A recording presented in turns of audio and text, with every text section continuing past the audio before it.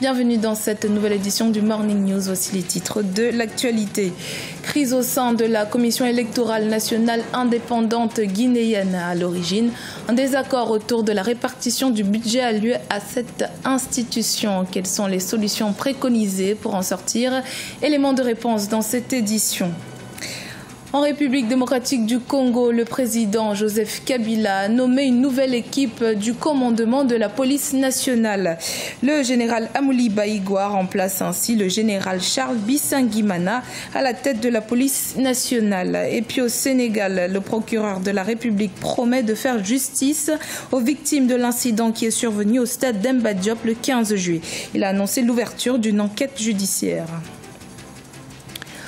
En Guinée, la Commission électorale nationale indépendante est enlisée dans une crise de leadership depuis l'éviction de l'ancien président de la CENI et la nomination de son successeur.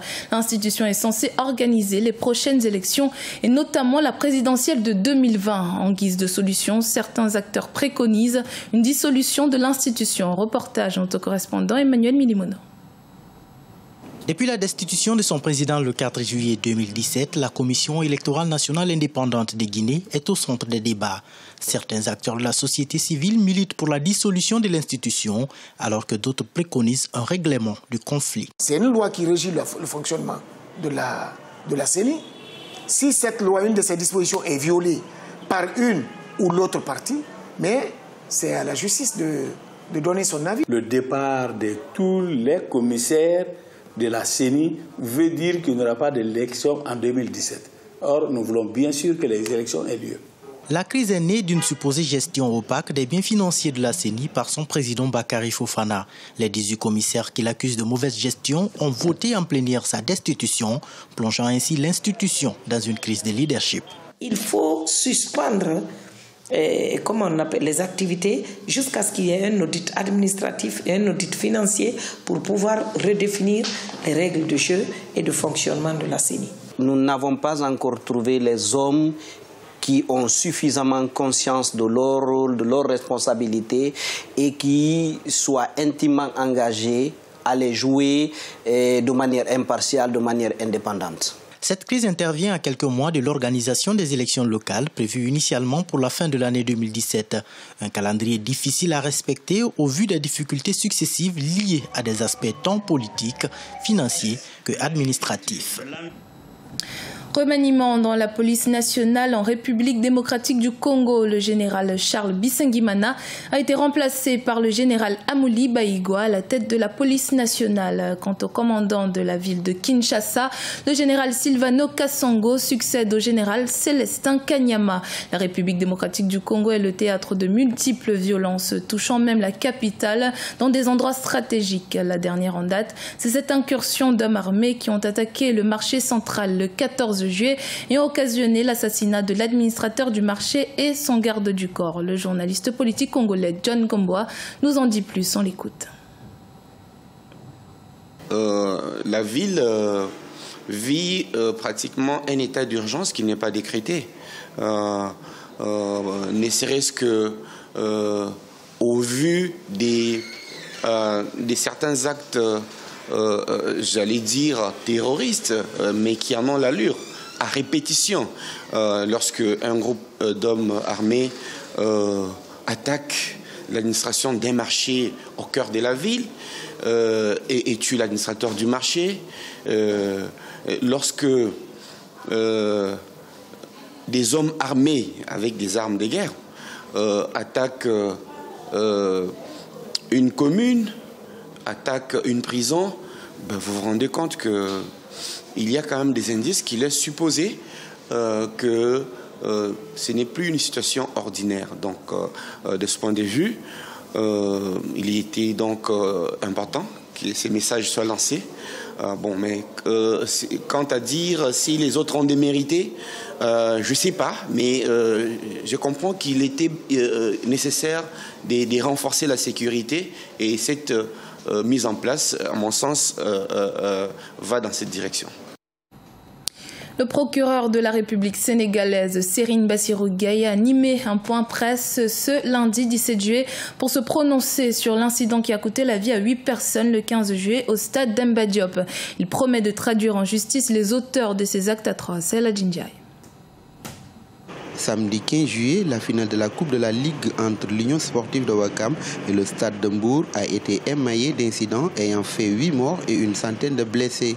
Suite à ce drame, le procureur de la République du Sénégal, Serigne Bassirou Gueye, a tenu un point de presse ce lundi.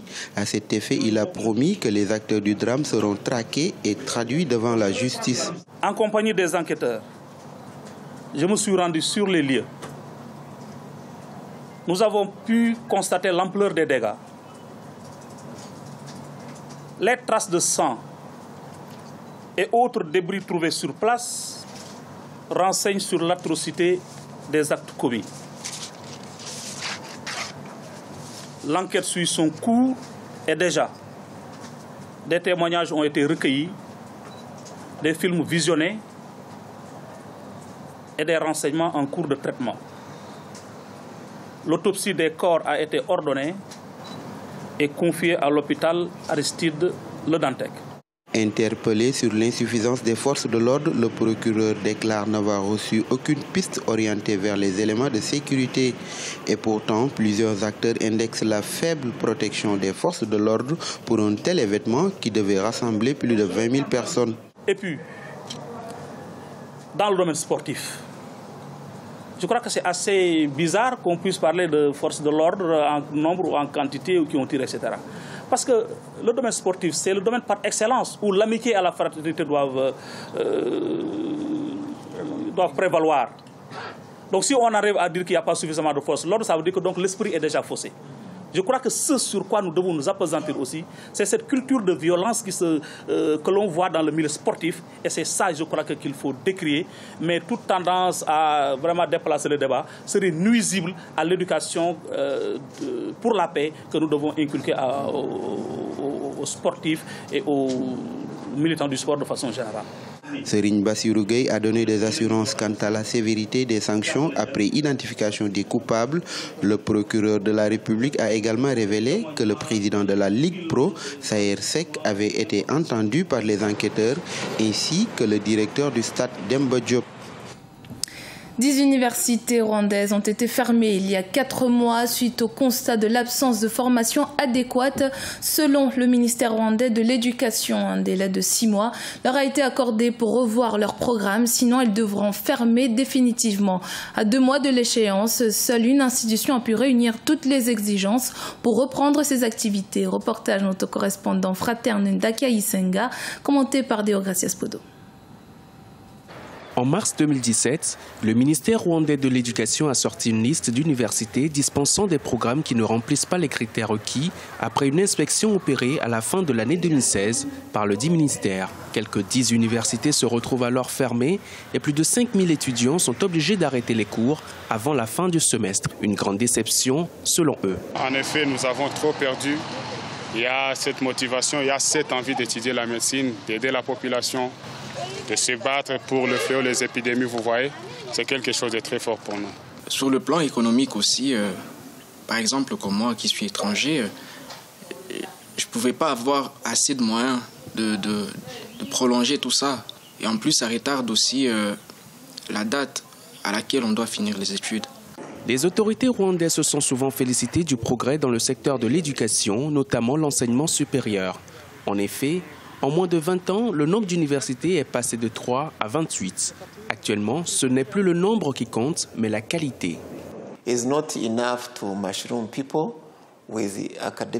C'est très bien d'avoir un grand nombre de diplômés, mais c'est encore mieux lorsque ceux-ci sont bien équipés afin de trouver des solutions à des problèmes de notre société. Pour cela, nous devons établir un minimum de standards à respecter. Selon